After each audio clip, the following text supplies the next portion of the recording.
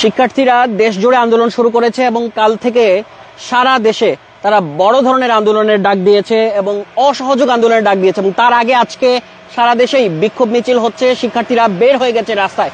এবং ঠিক এই মুহূর্তের ব্রেকিং খবর হচ্ছে, প্রধানমন্ত্রী গণভবন থেকে শিক্ষার্থীদের ডেকেছেন, তিনি নমনীয় হয়েছেন এবং তিনি বলেছেন গণভবনের দরজা শিক্ষার্থীদের জন্য খোলা এবং তারা এই মুহূর্তে গণভবনে যাতে আসে তিনি সরাসরি শিক্ষার্থীদের সঙ্গে আলোচনায় বসতে চান।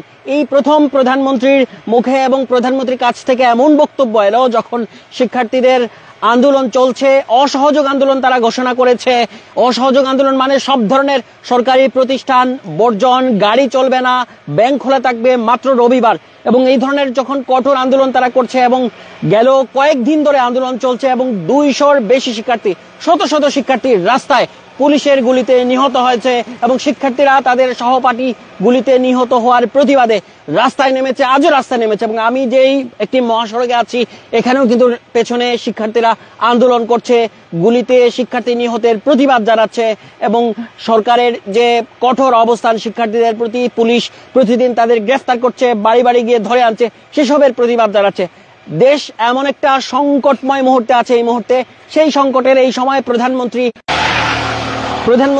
এই প্রথম গণভবন থেকে সরাসরি শিক্ষার্থীদের ডাকলেন, আন্দোলনকারীদের ডাকলেন, তিনি ডেকে বসে তাদেরকে ডাকছেন। কিন্তু আন্দোলনকারীরা কতটা সাড়া দেবে সেটা কিন্তু এখনো জানা যায়নি বা আন্দোলনকারীদের বক্তব্য জানা যায়নি।